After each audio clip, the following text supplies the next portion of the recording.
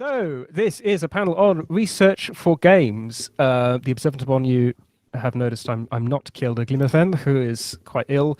But yes, I'm MD. I'm a lecturer in games and some other things, and broadly speaking, what we call digital technologies, which means nothing but everything. But yes, we have on my virtual right James Holloway. James Holloway is a lapsed archaeologist, which is a fantastic term. I think I'm going to steal that whenever I lapse from something. Of early medieval Northern Europe, a tabletop game developer, and host of the Monster Man and Patreon Deities podcasts, in which he delves into the monsters and deities of classic fantasy role-playing games and looks at their background, mythos, imagery, and use in stories. His game writing includes work on Chaosium's Cthulhu Dark Ages, as well as a folklore bestiary, trophy loom, and several miniature wargaming books from the History and Games Lab at Edinburgh University. Robert, and we're having discussion on how to pronounce your name. Is it Houghton? Houghton, grand. Houghton. Lovely. Houghton, yep. Is a senior lecturer in the history of Winchester and the lead convener for Middle Ages in Modern Games conference series. He's worked as an external consultant historian for Paradox and is the author and editor of numerous works on medievalisms in games, including The Middle Ages and Computer Games and Playing the Middle Ages, Pitfalls and Potential in Modern Games. Beyond historical game studies, his research focuses on medieval Italy and the Investiture contest. Maxime Durand is an in-house historian and world design director working at Ubisoft since 2010. His main contributions have been on the Assassin's Creed franchise. Maxime also co-instigated and directed the Discovery Tour adaptations of Assassin's Creed. He is involved in the academic and museum spheres, including aforementioned University of Edinburgh, Digital Museums of Canada, and projects like Resonant VR on Hopi culture, which sounds amazing and fascinating. So yeah, I don't really have an order here. Who particularly wants to start?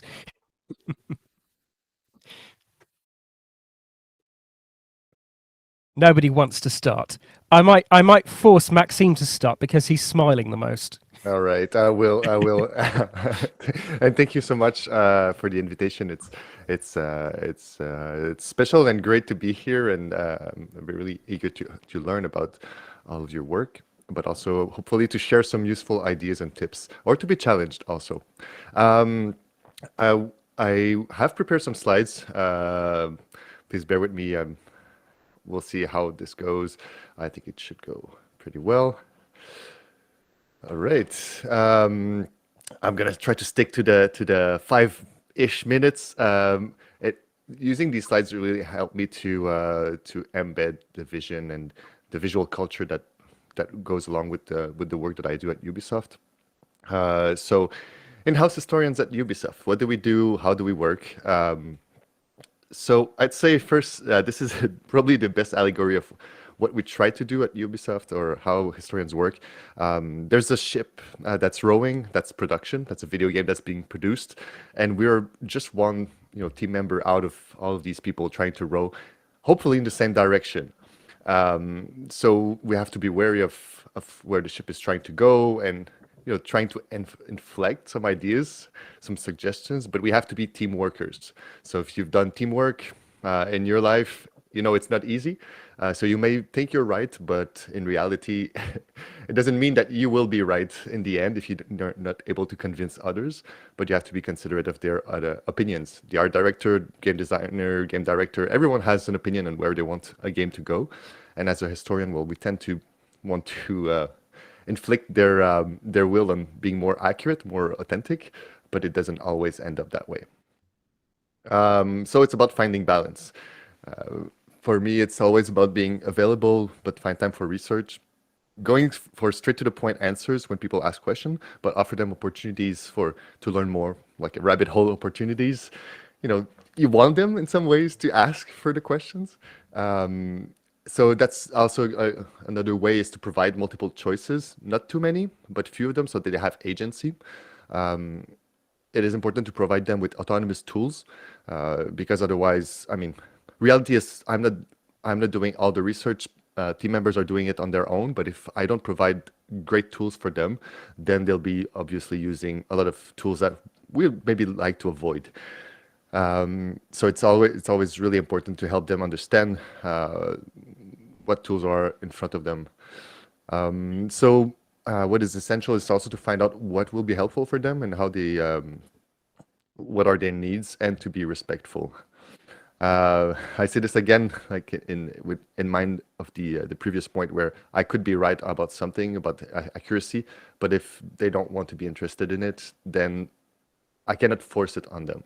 So it's a big challenge, and I'd say a huge part of the work is about diplomacy. It's about understanding. It's about sharing. It's about exchanging, which it's sometimes it's very frustrating, actually quite often. But when it works off and when it pays off, it's really interesting. So just maybe a few slides just to share that I'm not alone. Like I've been in the company for quite some time, but there's a whole community of humanities at Ubisoft, with many historians working on the Assassin's Creed franchise, but also historians and geographs and other social science specialists working in other franchises, supporting other franchises. So there's work that's being done there. It's interesting. And then just a few slides on how we work. It could be like hours long, so I'm not going to extend, but I'm going to skip this one very quickly for sake of time. But we do research. Team members, when they start, they'll look into what they already know, books, movies, TV series, novels. They won't start with history buff stuff. They will start with what is already maybe more common knowledge, or maybe common mistakes, and then from there we'll start and expand and work more with experts, communities like the First Nations, or sometimes history fans, because they put on a lot of work, and they create something that's very visual, which is very important for our teams. A lot of them, they really need these visual cues to be able to adapt to the work. I have so many content, but I'm gonna stop at this one after. When I look at authenticity in video games, especially, I think in most video games, but the way we work at Ubisoft, when we talk about representing the past, I'd say I would put it into three categories: the superficial authenticity, or trope. Superficial in the sense that sometimes it can be just cosmetic fidelity, where there's a lot of room for creativity, but also I often hear about the term fantasy coming from some of my colleagues, and when I hear fantasy, quite often it translates to using tropes, but they're not aware that they're actually doing that. So that's the first level. I'd say second level is selective fidelity. So it's inspired by scientific and cultural concepts, hopefully trying to have answers or take decisions based on knowledge. So they can weigh in and out what is important for them, or what is where there's a need to be more authentic, and where it doesn't bother them. And then I'd say there's the last level is high fidelity, where the idea is to be as close as possible. I'd like to extend into examples of all of these, but I'm sure we can do that at a later stage. And thank you for listening up so far. And I'm eager to hear what others have to share.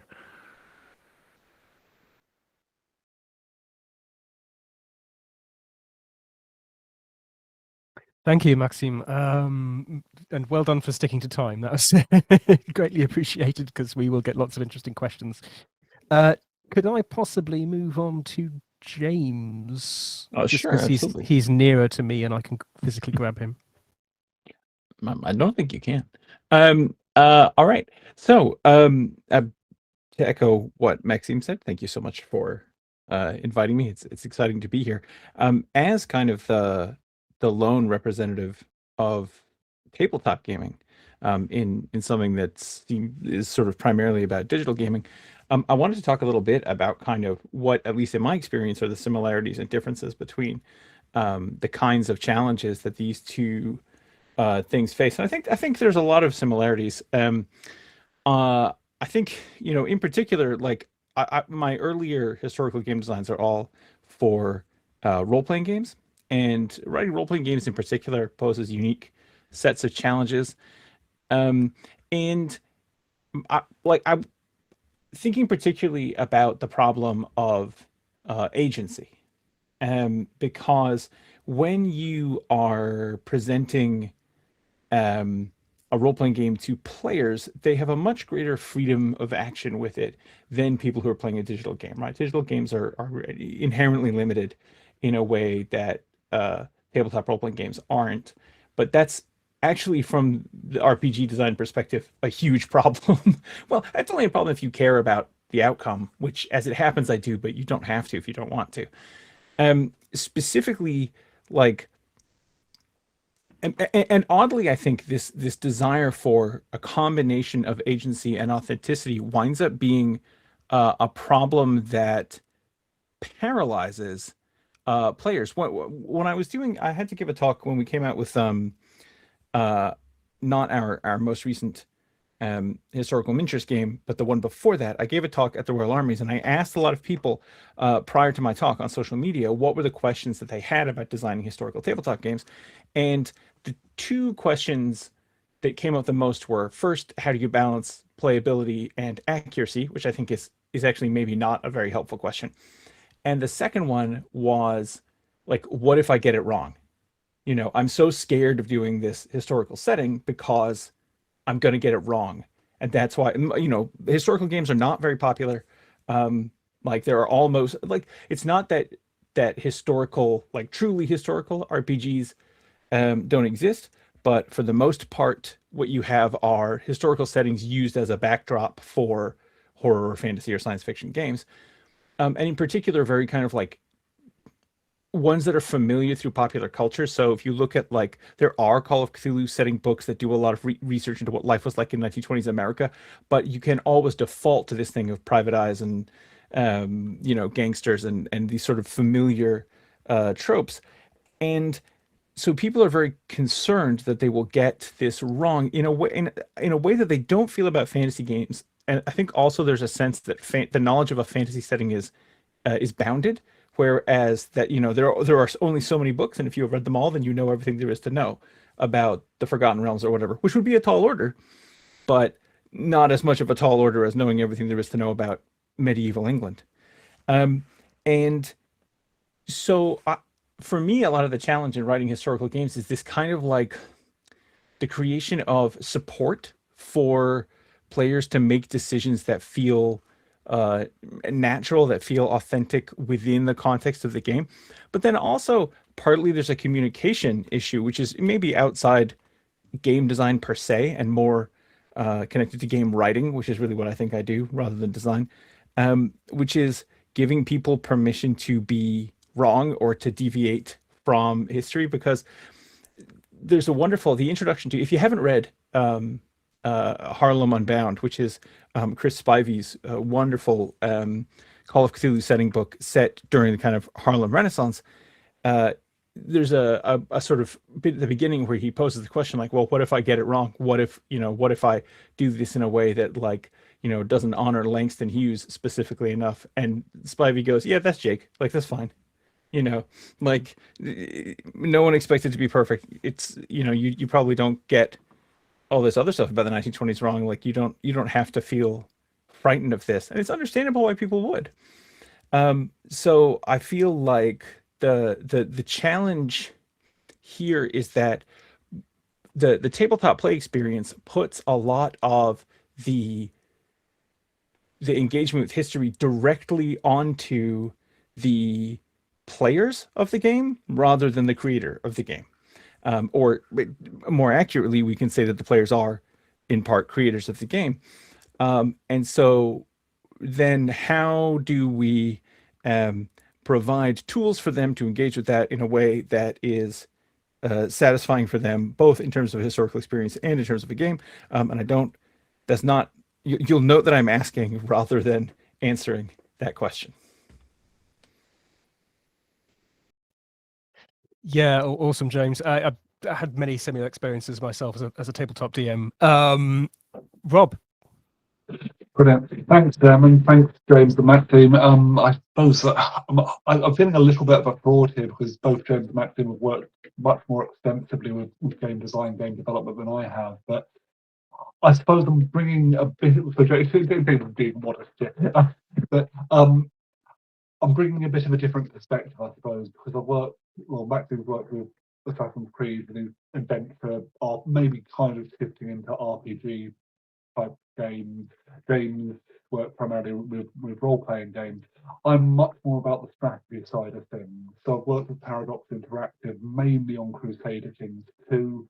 I'll talk about that, but beyond that, I've been making board games for teaching for a few years now, basically because, well, I'm a massive nerd and it's much easier to run a class like that towards the end of semester. And more recently looking at commercializing those games. And I think the point I want to bring across here is I think a lot of these approaches towards research within games comes down to the genre and what the game's purpose is for. If I start off with Crusader Kings, so this was what my work there was. Well, I did a little bit of work with the Republic, so introducing Merchant Republic, talking about how the mechanics for that aspect of the game could work. I'm acutely aware that was one of the least well received DLCs attached to the game, so we won't talk too much about that. But also the final DLC, Holy Fury, which made Crusades more interesting, more complex. You could actually have Crusades where Crusaders would up and leave Western Europe and set themselves up over in the East. That part of the consultancy is very similar to what Maxine was saying, in making yourself readily available, understanding what works for the developers, what's useful, tending towards high fidelity, but also selective use of information, what's actually going to be relevant. Do they really want to know the precise ins and outs about how the Venetian governance or the Venetian consuls were elected? What can be turned into mechanics? The bulk of my work, though, was in compiling the massive historical database attached to Crusader Kings 2. So this is what I think by the close of play with it was over 500,000 characters named in this database. This is much bigger than any project we've seen from real medieval history. I think prosopography of Anglo-Saxon England, I think, might have just stretched to 50,000 characters. So there's a huge amount of research there, but it's a different sort of research. It's filling in gaps that are necessary for the game to function. And I suppose this is where we're moving towards maybe a bit more superficial research, superficial uses of history, because a lot of those characters are made up. And I know this because I made up a lot of those characters. Made up's possibly a bit too far. It's making up a system that looks viable, that's about right. So it's all based on research, but there's all manner of bits and pieces that have been twisted to fit the scope of the game, because we need a character for every county in effect. That was based off a lot of very basic research, simply because of the sheer volume of data that they needed for the game. So heading over to the various genealogy sites were massive resources for that. When it comes to using games for teaching and research, weirdly there's less research involved in putting those together. Because if anything, having more detail in the game is a stumbling block.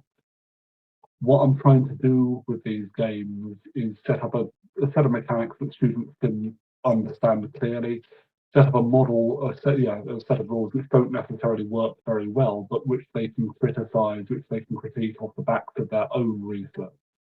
What I've been finding recently, though, has been trying to commercialize some of these games. Now the research has become important again, not so much for the rules, but for the source book, for the explanation of, well, here's the stuff that we're getting wrong.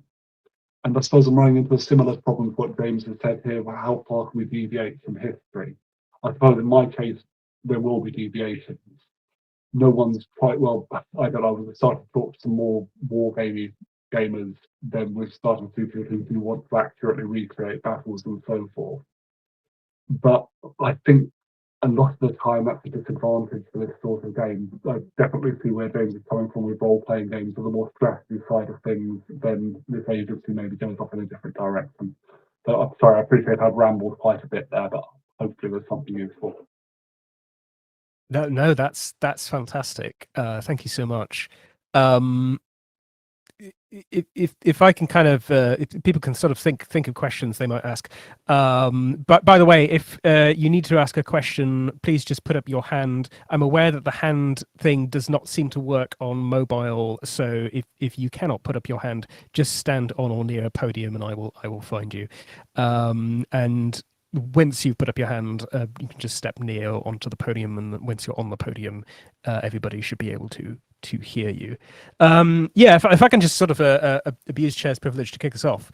I'm interested in how you approach user research in the medieval games context, because obviously with tabletop role playing, this is kind of easier. You often know them already. You can talk to them about their interests. But for players who are sort of invisible, who are just maybe hunting around Steam looking for something to play, how do you engage those people, and to what extent do you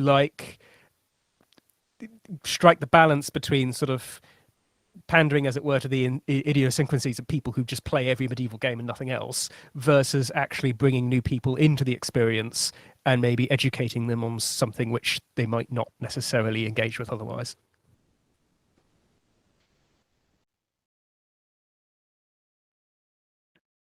Want me to This jump? time Rob's smiling the most. But All right. Go on, Rob. I mean, I suppose this is only fair. Probably, again, probably got the least experience of pitching it like this. I've been doing a lot of tricking. I'm not sure how well this will work commercially, but I've been doing a lot of tricking students into doing social history by saying, "Look at this cool game to play." So maybe bringing out some role-playing elements within that. I'm not sure how to get hooks into people who aren't necessarily into games in the first place. I suspect if you're browsing Steam, then that's already a sign that you're likely to want to be playing something historical. It's just finding the relevant bit there. I'm regretting smiling so much because I've genuinely got nothing here. There's in the world of role-playing game design, there's an old joke that says it's to do with how many different companies have had the Star Trek license. It says, when you publish a Star Trek role-playing game, you think, oh good, I'm going to get all the people that like role-playing games and all the people that like Star Trek. But actually what you get is all the people who like both role-playing games and Star Trek. Yeah. So I mean, I guess the answer is that, as at least in the scale of projects that I have been involved in, because remember that for the most part, tabletop game publishing companies are very small. They're, with one enormous exception. And they don't do anything in the historical line. It's all just by guess and by God. Like, I don't think there has been we've done any kind of systematic, like user research, or at least I certainly haven't. We are marketing games toward communities that we come from, that we are part of, right? So, sure. And that's especially the case with tabletop miniatures games, where there is an extant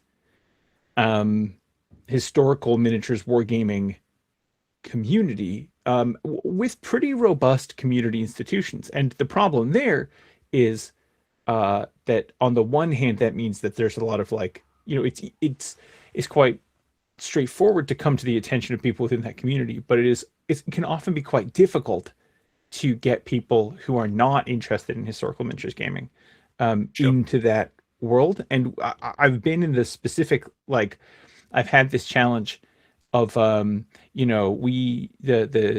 supplements that we publish work with a system called Lion Rampant, which we're really fond of, and which is published by Osprey, written by Daniel Mercy. And almost every time I try to get, we're doing some kind of public event or something, the most challenging part of it is, first I have to teach people how to play the game. So before we can get to any of the specific content of this piece of research, first they have to learn the rules for the game, which is fine. It's a simple game, which is one of the reasons we chose it. But it's attempting to appeal to people outside the community, I think is really valuable, but certainly in our case can be quite challenging, especially, you know, first you've got to buy this book, then you've got to buy this other book, then you've got to read them both, then you're going to need to buy, 40 or 50 miniatures, and then you're going to need to paint them, and then you can find out whether you like this game or not. What I 3 months and a couple of £100 into this project, you can discover whether you like the game, which is definitely an obstacle, but when it's not like we did it to make money. Yeah, sure. Yeah, I mean, I think that with role playing, there's a bit of a community aspect beyond the game as well. I mean, there is for a lot of games now, but particularly with role playing, like a lot of people come into a role playing group from other existing groups, which have maybe nothing to do with medievalism or role playing. I think my longest running group came from an anime fan club. So yeah, I'm the only person at my Tuesday night table who does not play or officiate roller derby. So I'm married into the world of roller derby, but everybody else. Oh, welcome.